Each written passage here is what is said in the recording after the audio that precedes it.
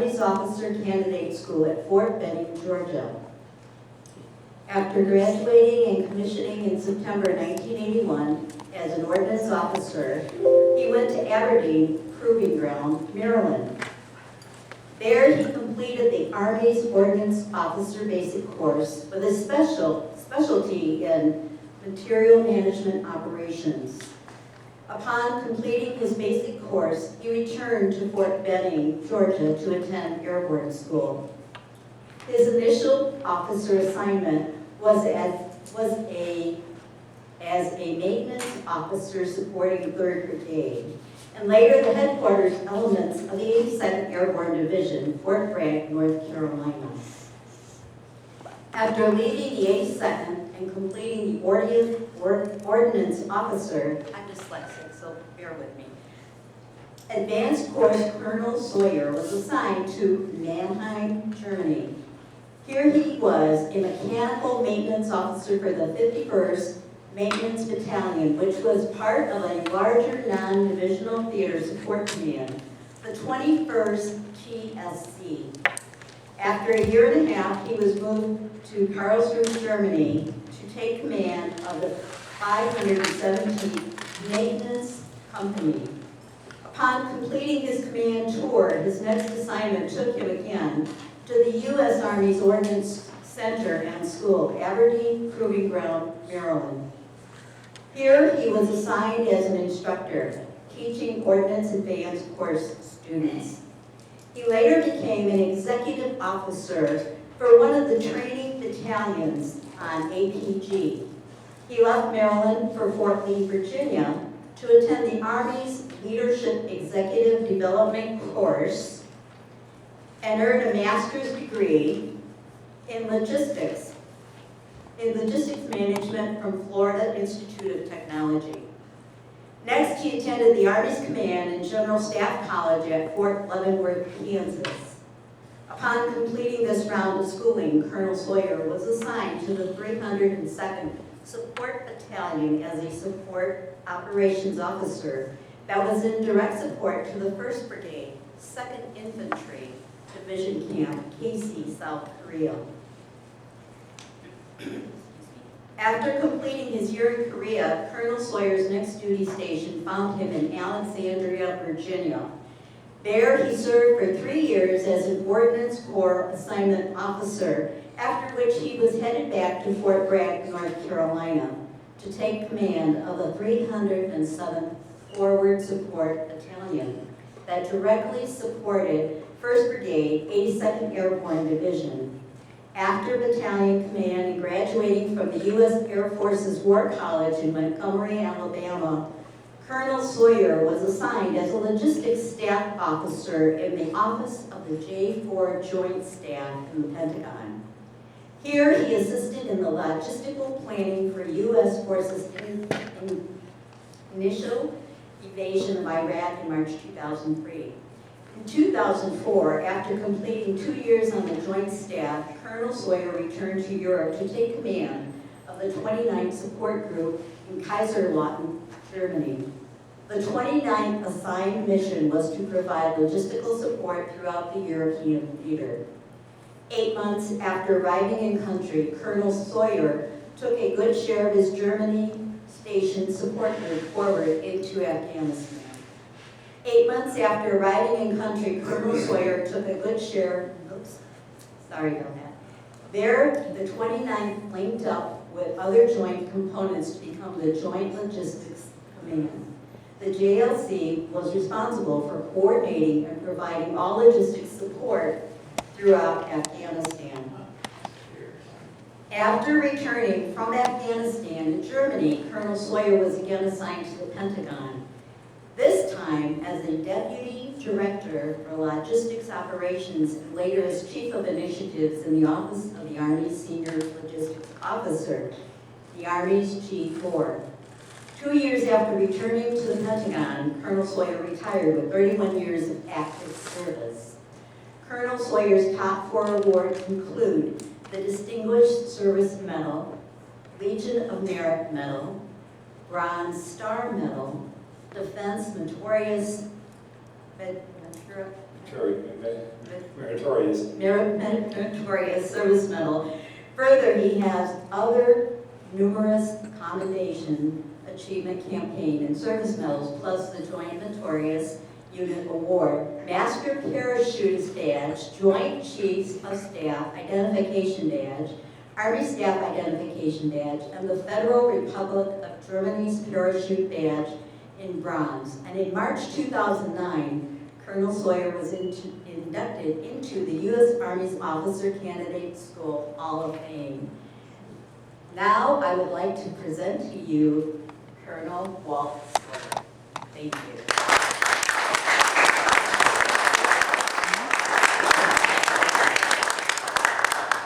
Josephine, phenomenal job. Give her a big hand. I know she was all there. In fact, I was told that while she was practicing this, I was being recognized as Colonel Sanders, and I was waiting to see if I was going to start, handing out coupons for, free chicken or something. Just to make sure, this tonight we're going to do Afghanistan. I know in some of the programs it was listed Iraqi freedom. Well, we are going to go into Afghanistan, and again for Operation Enduring Freedom, Rotation 6. And as you can see by the slide here, that was from February 2005 to February 2006.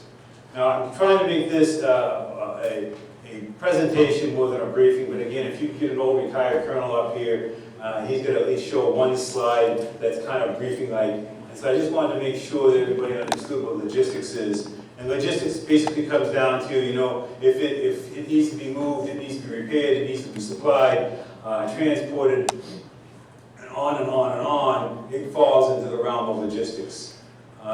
We do acquisition, if we have to go out and buy stuff, find stuff, it also falls under that realm of logistics. At the very last sentence down there, when it comes to medical and health service support, in the Army, the medical arena, or the medical community, and the logistics community, they work hand in hand, but I will tell you that there's a separate logistics element for the medical. What you don't want is you don't want some mechanic who knows his 1040 oil ordering scalpels for the doctors. And so they are very well trained and very knowledgeable on what's needed on the medical side. And that's why we have a little bit of a difference there when it comes to that. We share that transportation network to get it to whoever needs it when they need it. So that gives you a rundown of that.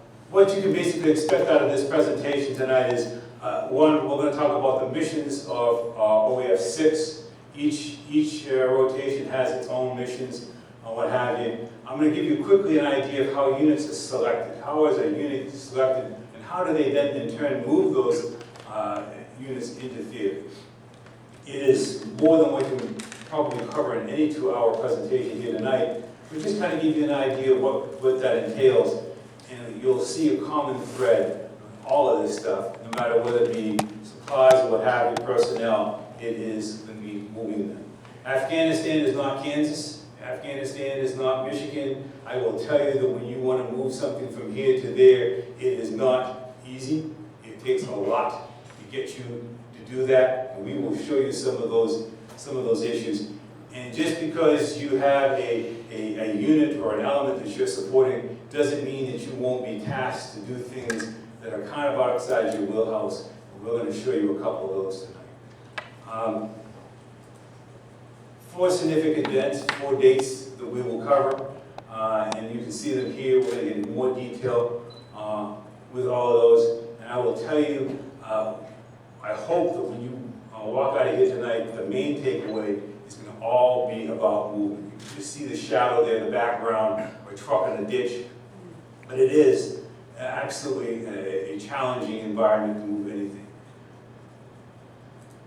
We will talk in detail about transportation. It is the key to success. Moving anything, be it by air, by ground.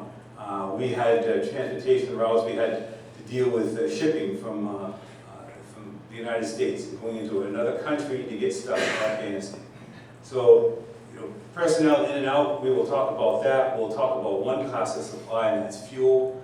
As you well all know, that fuel can shut you down quicker than anything else. And we will show you some of the challenges just in that one picture off to the right there. You can see some of the road networks that we had to deal with. Now, of course, you know, as with any briefing, when you start talking movement, what have you, if you've got young Joes that are sitting in the young soldiers, what have you, sitting in the room, when you talk movement, they think of only one other thing that's movement to them, and that is, you know, what basically entails a certain facility that they will use, and it encompasses their movement, and that is that. And any of you guys that are military, you know exactly what I'm talking about. And a lot of times when you get pushed out to the field, the first thing you ask is, one of the first things you ask is, you know, what kind of facilities. You know, a lot of times in Afghanistan was, if you're going to send me someplace, what's that look like? And a lot of times they'll say, hey, do they have flush toilets? And so it's a kind of a joke within country. You know, we always say that, you know, when two veterans go up to the pearly gates, and you have one showing a new veteran who just got up there, and you ask them, hey, show me around, and you get these two veterans now up there, and you kind of get something like this, where one's showing around, and he says, hey, we keep the holy cow in the barn, the holy mackerel in the lake, and I guess I don't have to tell you what we keep in there. And of course, being an old vet, the minute he sees it, he knows. So it's a common thread. I will tell you that we try to keep facilities as best as possible. It is a big deal. But, you know, again, it's always been a challenge. And of course, you know, keeping things clean keeps down disease and what have you in country. And, but trying to, you know, keep things kind of on the up and up, it's a constant deal. You know, there's a guy by the name of Clem. Clem, you know, back home, he wanted to, you know, modernize his little outhouse, and he decided he was going to have a 2-hole so that him and the wife, you know, can spend more time together. And I don't know how the wife thought about that, but anyway, I think Clem went a little too far, because what happened was, as Clem was putting the final touches on his outhouse, the missus saw him, and he was walking in there, and it says, only moments away from putting the final touches on his new 2-seater outhouse, Clem never knew what hit him. Well, you know, bad enough it's 2-seater, I can pretty much assure you that the missus didn't really care about all that, but when she saw this, his and hers, I got the funny feeling, Clem, you know what happened to poor Clem. He needs to understand, if he put that on his children after he put it on, I can imagine he probably fit in that hole, so actually stuff. All right, ladies and gentlemen, let's set the stage. Operation Enduring Freedom, again, is a 12-month tour, and we'll set the stage on the timeline of us being in Afghanistan. It is at the early end of the timeline. As you can see there, when we started this rotation, it was 3 years and 4 months after we landed in Afghanistan. Kind of give you an idea, things were still quite rough. Things were still quite austere. In Bagram, when the Soviets left, they did us no favors. They mined Bagram airfield quite extensively. So much so that by the time we got to rotation 6, Bagram airfield was still 30% mined. There was an old saying that we had in country that was, we never did police call. You know, all you military guys know what police call is. You know, you go out, you pick up trash, clean up the area, what have you. We didn't do that. And the reason is because there was a saying, if you didn't drop it, don't pick it up. Because it was still that heavily mined. Now, I will tell you, over the 12 months that I was there, they did a very, very good job of demining it. But again, it was still a very rough environment to be in. Just to kind of set the stage also for you, at the same time that we're in Afghanistan, there's a thing called Iraq going on. I listed here the two kind of, basically a comparison of the main events of Afghanistan and Iraq. Remember, Afghanistan, we went in first. It was almost 18 months later before we went into Iraq. The key is, for rotation 6 in Afghanistan, one of our key missions was to support the national elections in Afghanistan. At almost the exact same time, you had in Iraq, they were doing the exact same thing.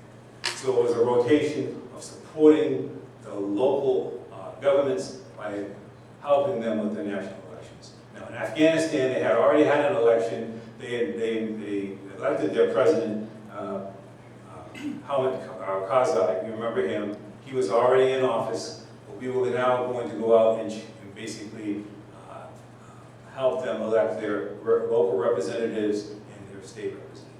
And we will get into a little bit more of that. You can get an idea of what that was like. I mentioned to you that our missions for OF6 was basically three.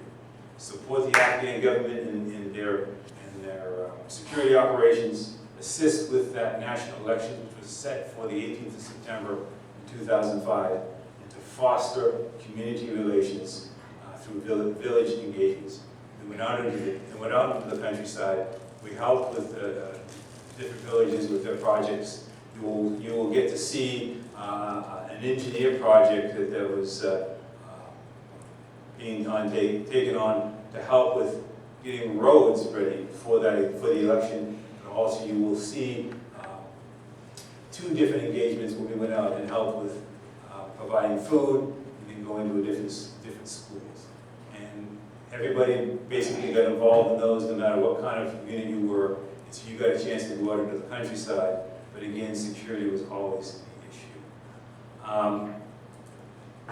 A lot of times people will ask me, how are units selected to go into these different rotations? And a lot of times you'll see on the national news an announcement like the 82nd Airborne Division has been assigned the mission of taking over XYZ rotation in Iraq, or 10th Mountain Division, or the 1st Cavalry Division. That is usually just the headquarters. What you've got is you've got people who are sitting in the Pentagon who are saying, okay, based upon your mission, what do you need? How do you need it? But a lot of times now you've got two competing rotations. You've got Iraq, you've got Afghanistan. Just because you have the 82nd going in, that doesn't mean all three brigades of the 82nd are going in with it. You may get one brigade. But then they need engineers. The engineers may not come from them. Aviation may not come from them. It comes from different units.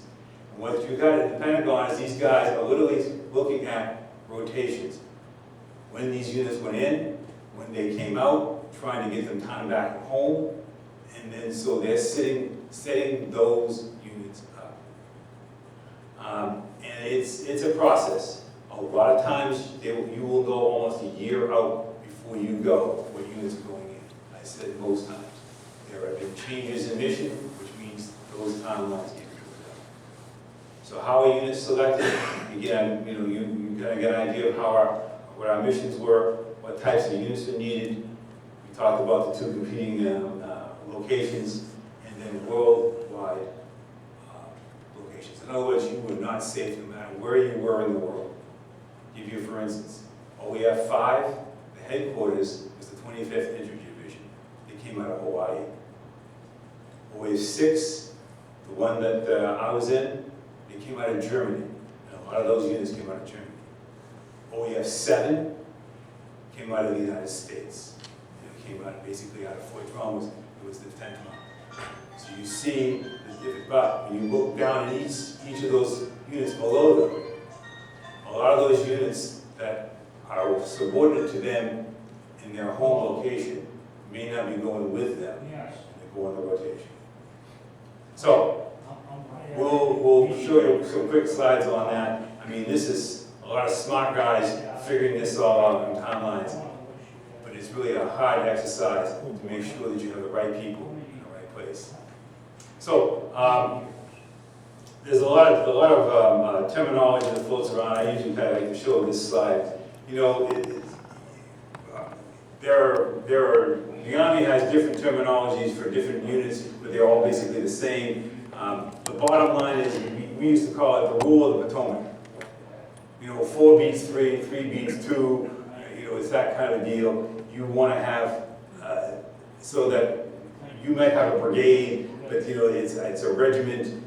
The bottom line is who's in charge of it, who's it subordinate to, and then going from there. Now, infantry companies are bigger or smaller than, other companies.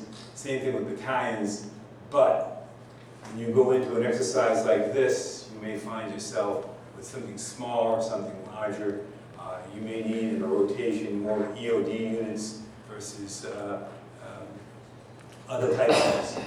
And so that's what you're trying to do. But again, this slide is nothing more than just trying to get you, hey, look, I will try very hard to let you know what's going on. But just because you're a division, you normally have 3 brigades to a division, there's 3 battalions to a brigade, there's 3 companies to a battalion. That's not normally how it works.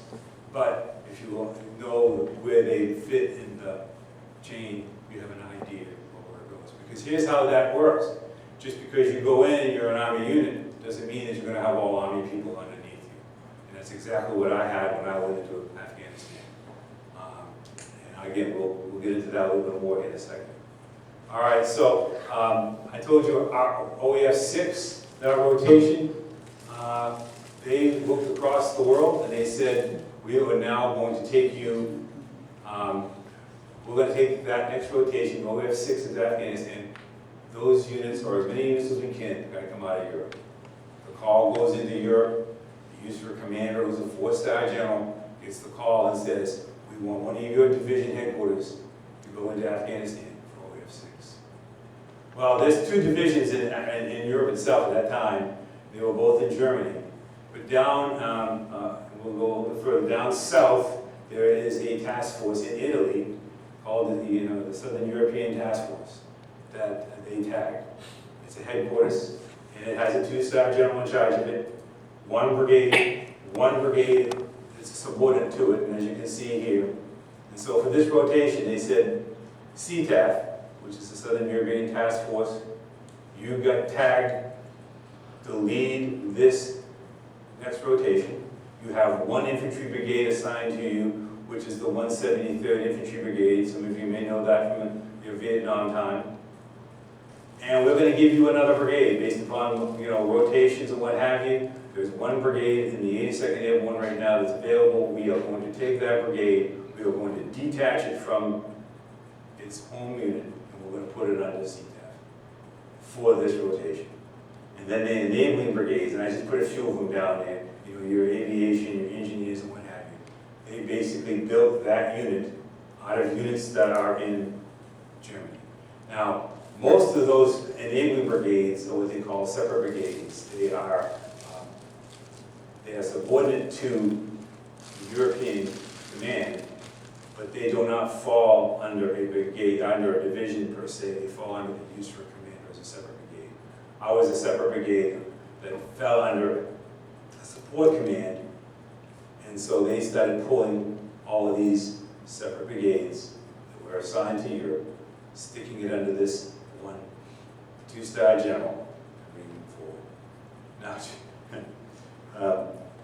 kind of an interesting thing, we talked about, Hawaii had the rotation before us, Germany had this rotation, and then, the division out of New York had the next rotation.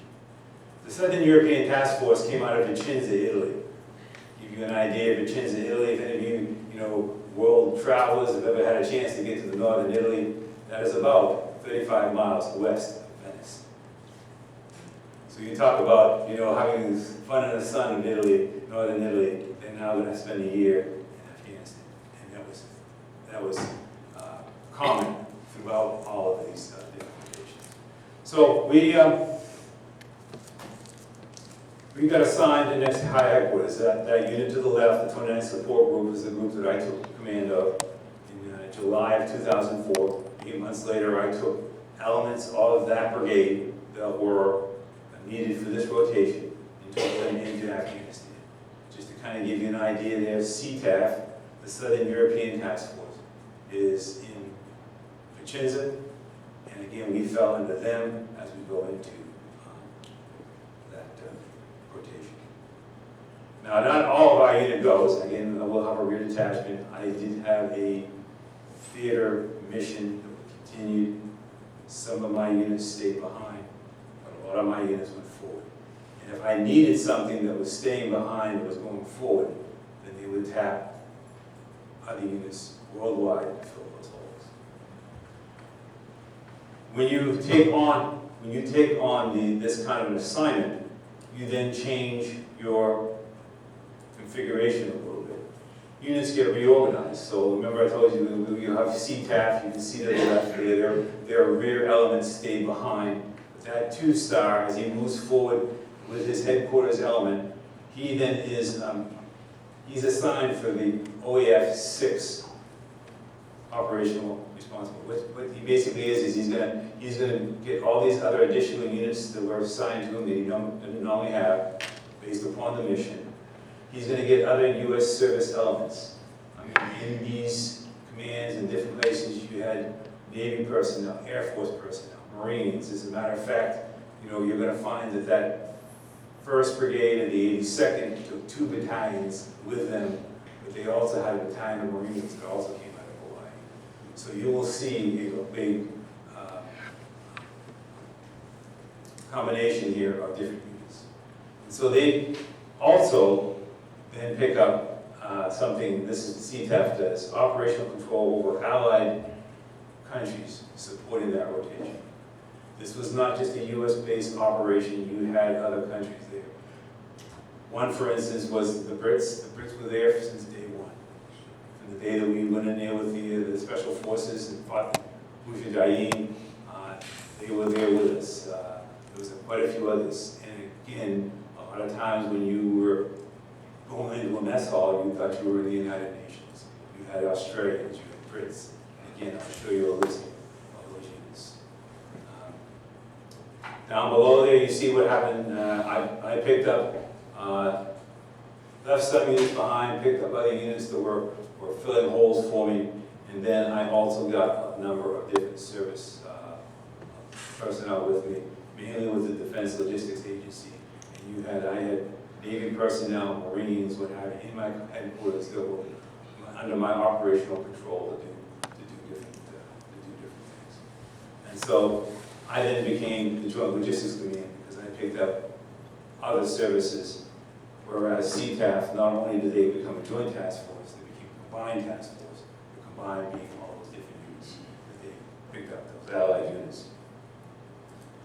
Okay, we're going to move on here really kind of quickly. I mean, everybody likes line and block charts. I mean, these are the kinds of units that I then picked up under my command. I had 2 that I was supporting those 2 brigades, one down south, one in the east. That's the 307th FSB and the 173rd. The 191 belonged to me in Europe. I brought most of it with me into country. And then the 14th Movement Control Battalion.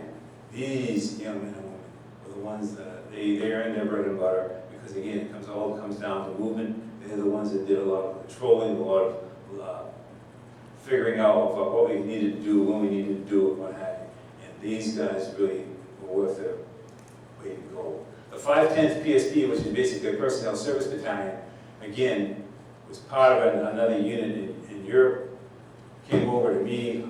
They basically got part of my organization. Personal services, you know, that's not so much the admin and what have you. These guys came with postal, and they ran the 4 large post offices that we had there. They were the ones that moved mail. Ladies and gentlemen, if there's one thing that I will tell you right now, there's 2 things that will get you a phone call from somebody higher than any military, and that's usually a congressman, is screw up the mail or screw up their food. They don't get, you know, believe it or not, those are the 2 things that you usually get a lot of phone calls. And again, any of you military out there will understand that. It's a big deal. And we moved a lot of mail in Afghanistan. And we talked about full-up post offices, those 4 full-up post offices. They did anything that you walk into the post office here downtown, they could do the same thing with those guys. You could register a mail, do all kinds of stuff. You could send packages. They had customs with them. They were able to do everything. The two-way finance, again, those guys, I learned more from those guys, and the missions that they picked up were just phenomenal. I mean, everything was automatic back then. You didn't have to go and do checks or cash or whatever, per se. They would help you cash a check if you needed some cash, then you would go to the PX or what have you. But they picked up a mission that was pretty intense, and that is pay agents, making sure that you had money to the pay agents, because most of the stuff we did down in the range was contracting. Most of it was either in-country agents or other agents, and all of it was a cash society.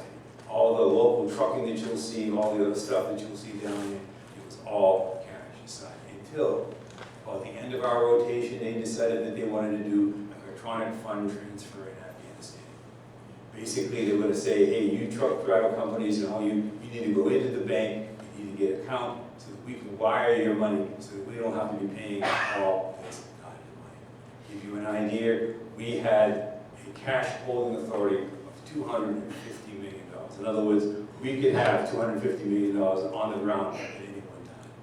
We didn't, but we could have. In 12 months, they issued over $550 million. So those were busy guys, and I will tell you, at least for our rotation, they were well regulated. They kept their eyes on them. They were busy. We had to move someplace to do a change of mission. We had to pay the local contractors. They had their go bags. They took their money and off they went. It was something to see. Learned a lot from them, and I will tell you that at the end of the rotation, they didn't have any discrepancies on the results, which I believe. They did a phenomenal job. AMC, we used them basically. They did a lot of the Armor Humvee stuff for us. We were bringing all this stuff in and out every rotation. Finally, somebody came up with a great idea. Just leave. Put the Armor Humvee stuff on that. Be done with it. You know, when a rotation comes in, they fall in on equipment that's already in the country. It definitely cuts down on what we do. Couple quick slides. Don't want to make your head hurt too much. We start breaking them down. We start putting all these units at different locations within country. Just a quick slide to show you that, hey, look, all those green slots we had, the black slots we had to have source globally. They took a couple of units off our list as we went in. But again, you can see that there was a lot of stuff that was added that we didn't have, and they wanted to try to fill those holes. There's one unit that I will point out there. It's in black. It's the 240th Quartermaster Company minus MA. It's mortuary things. Ladies and gentlemen, when you're in a combat zone, these guys are there. These guys have a mission you wouldn't believe. But they're silent. You don't know that they're there. But when it's time, they will do their job. They do a phenomenal job. And again, I have one quick slide on that. Again, I just do a rotational slide just to kind of give you an idea of what it looks like across. We start breaking stuff down, putting it in different locations, what have you. So it's kind of gives you an idea of, hey, we had to do a lot of footwork. I was in Afghanistan. My headquarters was in Ballroom, but I had teams in 3 other countries. That being in Kuwait, as you can see there, we pushed a lot of equipment that would come in through Kuwait, and it would go into Cape John, and we get flown to Afghanistan. You can see number 2 up there is K2, Kashikanabad. We will talk about that a little later on. We got a lot of supplies. That was one of our first forward bases when the war in Afghanistan started. Again, we flew a lot of supplies out of there. We supported the special forces in the early stages of the war.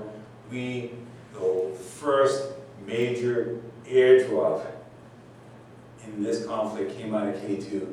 That's when we dropped saddles into the special forces so they could ride those horses. You remember this? The pictures of we dropped. That's where they came from.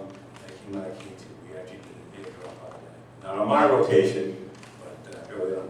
And then Manas Air Base in Kyrgyzstan, a country that I really believe needs to go on Wheel of Fortune and buy another vowel. It was the personnel staging area for a lot of our rotation. You'll see what... it still was in 12, too. It had to have been, because K2 by then was gone. All right, real quickly, just how we get personnel into country. The first stage was getting, for us, was to get him out of Ramstein and into country. This is the air routes. Most of it was from Ramstein into Manas, and then from Manas we would push him down into Afghanistan where they needed. It was the depending upon what was going on, what were the road systems like, because usually it was 2 or 3 stops for. Interesting note, most of those flights from Ramstein to Minsk were commercial. They would not go any further. Commercial flights normally didn't go any further than Minsk. We had a couple. There were some exceptions, but I will tell you, they didn't want to fly into the country, which is understandable. So we had most of them go into Minsk. That's okay, because they could usually transport anywhere from 300 to 350 soldiers at a time. They could do a big movement. So we would stage them in Minsk as they came out of Afghanistan. We had to push them to Afghanistan. So that was the primary route.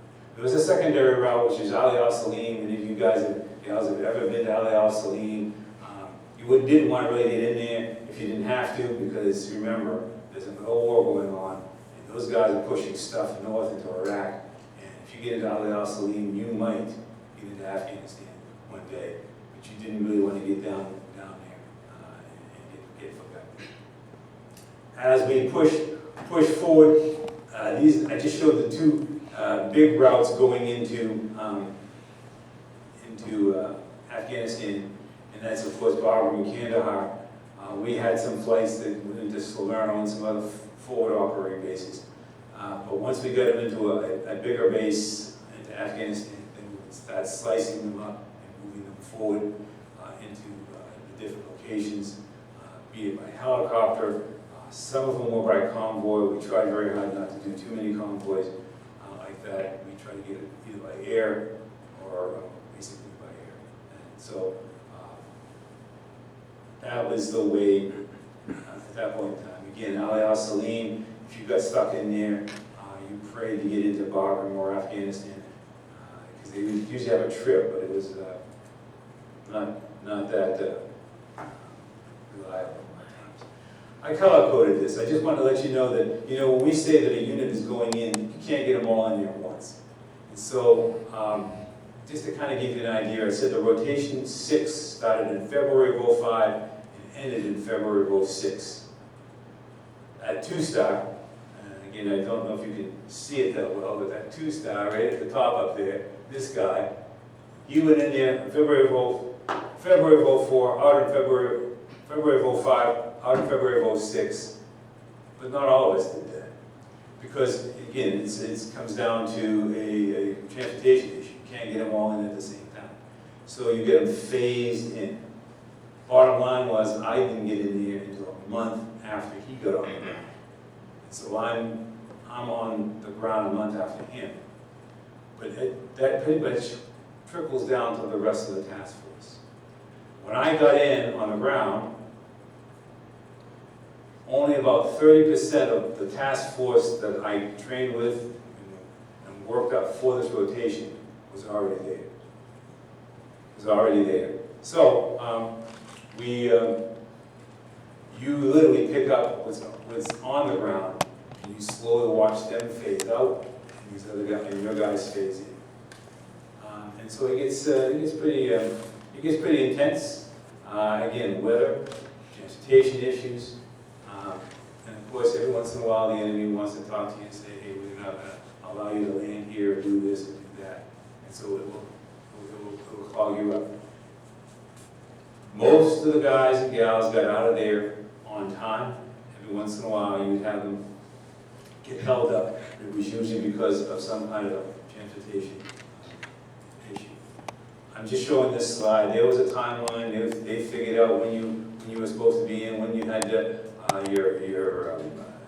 you were operational, ready to take over your mission. There was a system where once you got on the ground, you spent 5 days with the guys that were there in what they call the right seat, and then you flipped it over and you took over the driver's seat for 5 days. At the end of those 5 days, those guys were gone. Normally, they had to go to some holding area after those 5 days and wait for their plane, or wait for their disposition as to how the heck they're going to get out of there. But usually that's the way it went. You did a fairly decent job of getting them out of there fairly quickly. So for this rotation, and I'm going to use food as an example, a lot of people ask me, well, where were you? What did you do? What did you support? This is a food diagram. One of the best ways to figure out where you were at was what were you supplying them and whether the food. All the color code means is they're active or blue. And if you had a yellow, it means that they discontinued that particular fob. It doesn't mean it's gone away forever, but it's just a particular snapshot in time, it's out there. At the height of this rotation, we had 63 fobs that we were supporting. 63 that we had to get, all the different supplies, the food, the fuel, what have you. And we a lot of times use something like this to get us an idea of where they went and what they needed to do. Okay, aerial support regions. Remember, we had two brigades coming in with CTAF. The 82nd was in the east. The 173rd was down south. But then you see that big green section, and that's ISAF. That was our allies, soldiers that were in there. They were the ones that were responsible for that particular area. And there were quite a few of them. And just to give you a quick one more briefing slide, but the bottom line is ISAF was that coalition of allied countries that came in and supported us. Some of them would bring in two individuals and did one specific job. Others would have a large contingent. A lot of them came in to help with security. We had mine clearing, engineers, and each of them had a particular functions that they needed to do. A lot of them were in the north. We did every once in a while move some down into the eastern or southern sectors, but it was mission dependent.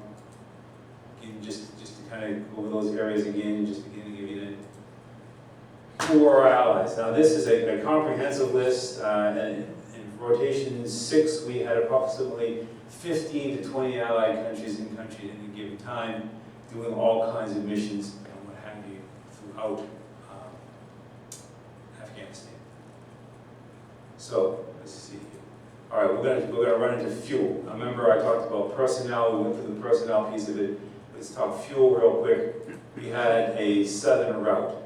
When we got into country, we were pushing fuel up from the port in Karachi, Pakistan, and we were bringing them up by tanker trucks from the port, either through the southern port, you can see the border there, Chapman, or up here at Torkham, and across the border and into Afghanistan. And of course, you had, if you spend any time in the Middle East, you know that people have a lot of history. And of course, the Pakistanis didn't want Afghani trucks into Afghanistan, and vice versa. Finally, we had an agreement where we could get Pakistani tankers at least go all the way up into Kandahar and Bagram, even though that says Kabul. And we'll get them in there and take it from there and push the fuel out using in-house transportation. Afghanistan did have a ring road.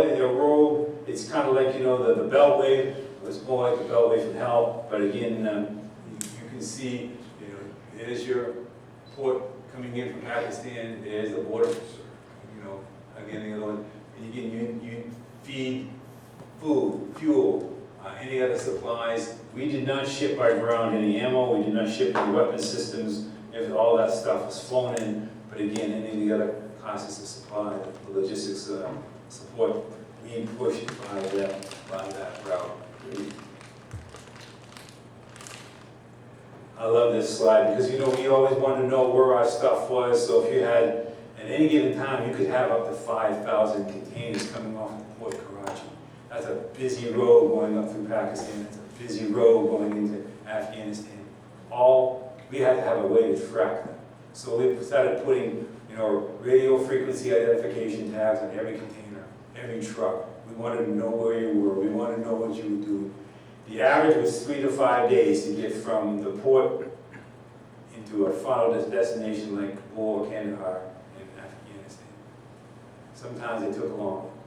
Why? How come? So we put these RFID tags on them, and all those green little dots that you see up there, that's a container or a truck that we're tracking. Now, interestingly enough, What are these little red suckers? Well, and especially this little guy out here. They've stopped for some reason. There's something wrong here. And a lot of times we'd go to the Pakistanis and we'd say, hey, can you check on these guys? And a lot of times they would find them out, smoking and joking. We'd have to kick them and move them forward. But it was kind of an interesting thing. The other thing is in Pakistan, all our representatives at the port, all our representatives at both border checkpoints on the Pakistani side could not be U.S. military. The Pakistani made it very, very clear that they did not want the military in there because they had such a very weak, I shouldn't say weak, but they had a very rough relationship with those Taliban that lived in the mountains. And so they wanted to keep the U.S. presence to an absolute positive minimum. So, but we had agents, we had State Department people, we had DOD civilians that were our eyes and ears in the port, the border, and what have you. So again, you can see it was a group effort to get all this stuff taken care of. All right, real quickly here, we're going to Khyber Pass. I mean, people used to say, well, what's the roads like and what have you? And probably one of the most famous road networks in Pakistan is the Khyber Pass. For all you history buffs, the Khyber Pass,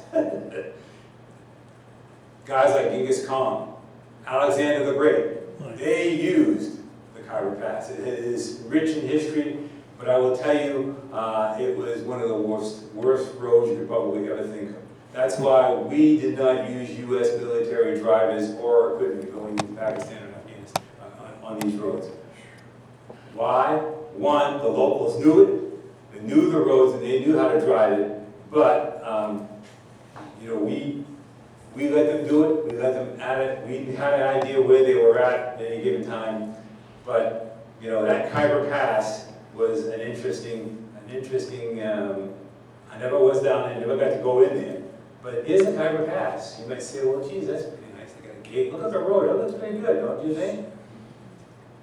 Khyber Pass is about 10, 12, maybe 15 miles long. It's the last stretch of road that goes down to the border in Afghanistan, the Torkham Gate, as they called it. Well, let's give a quick look. That is the Khyber Pass. There's the road. It comes down here, comes around like this, swerves around, comes like this. Take a note of the guardrails on that road. It's just, concrete.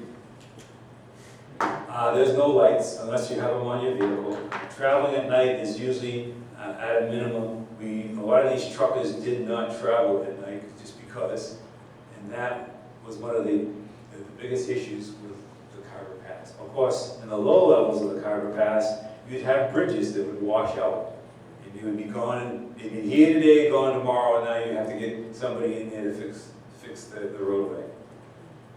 Once you get through the Khyber Pass, you get to the border of Afghanistan, the famous Torkham Gate. We had representatives there from the State Department, the DOD, all in civilian clothes, to kind of keep that gate open, try to get that border, because when I was there, it was only open during the daylight hours.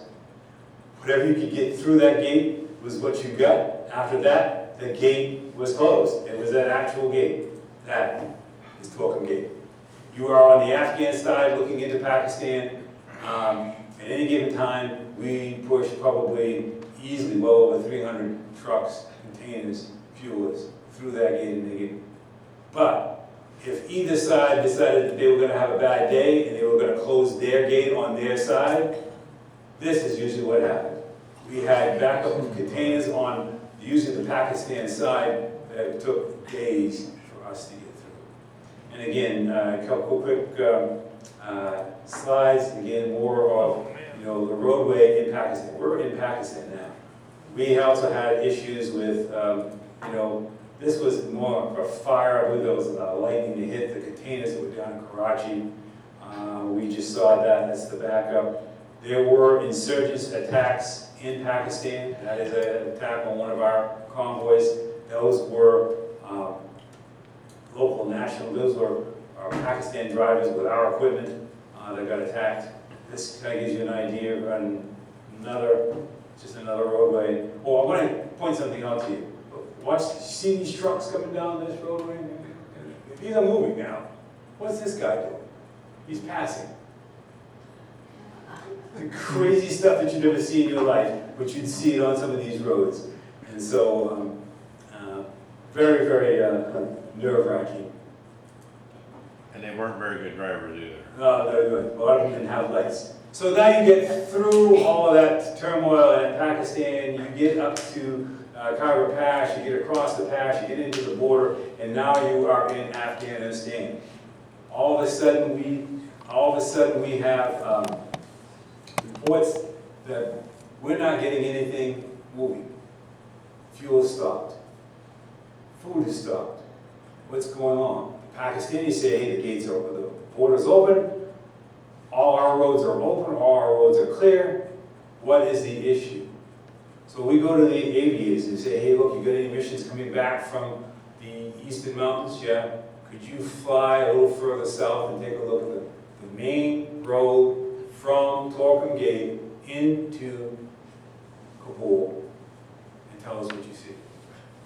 We get a picture back. This is the main road into Kabul. I do not make this up. And there it is. That is the main road. It is so bad that Monday, Wednesday, and Friday you go one way, Tuesday and Thursday, and Saturday you go the other way. What do you do on Sunday? God help us all. That's all I can say. Most of the time they would not go at night. The Afghan National Police would shut down these roads. You'd still have some knucklehead get by them. Still have some knucklehead try to do this. And what happens when you have two meet in the middle of that road? Well, anyway, this particular one, there was an issue. We figured out real quickly there was an issue because you see right here, there's two guys standing here, there's two guys standing here. This convoy stopped, probably because there's something further on down this line that they ran into. And so now, what's up? Well, now it's time for the Afghan National Police, and they would do it. They would run down that road and figure out what's going on, and it usually was two knuckleheads that would, cause an issue and block this all up. But no guardrails. This is a great view, but you don't want to go off that road into the middle of the night. And we had landslides. A lot of these mountain roads, especially into some of the fobs. This is a landslide along a major supply road going into Afghanistan. You see how that landslide took out that one truck? Actually took out 3 trucks, didn't it? But it would take out sometimes whole roads. This is just, half the story. Here's the rest of it. That is the mountain. The mountain came down and took out the whole thing. There's your convoy. That white truck is right there. Those 2 red trucks are right there. And it might take them a week to get out there and clear that stuff and get it fixed too. If not A more. lot. So what we do is we have alternate routes, which takes longer, and now we're counting, biscuits and how much fuel we have. We had a strategic fuel reserve in Kabul that we own. We had these big tanks. We filled them up. We had enough for about 10 days. A lot of times we have to tap into that. You go with the main road into Afghanistan. You take one turn. Well, I'll open. You don't want to take that wrong turn. You don't want to turn left and go towards Kabul unless you really know what you're doing. You want to go right to go towards Bahrain. Because if you get stuck in Kabul on rush hour, you run into that. That is Kabul at rush hour. And there have been convoys that we've had that we took 2 days to find because they're in the middle of this stuff. And again, you really don't want to. So there was a route for us to get to our fuel tanks without having to go through this. But if you didn't know that, and again, this is just one way here. This is the other side of the street. This is some kind of utility road. This is downtown Kabul at rush hour. Larry, did you want to take a 5-minute break, 10-minute break? All right, we will stop there. We will show you quickly a northern fuel route, and then I will take you into show you a few films and let you see what Afghanistan really looks like.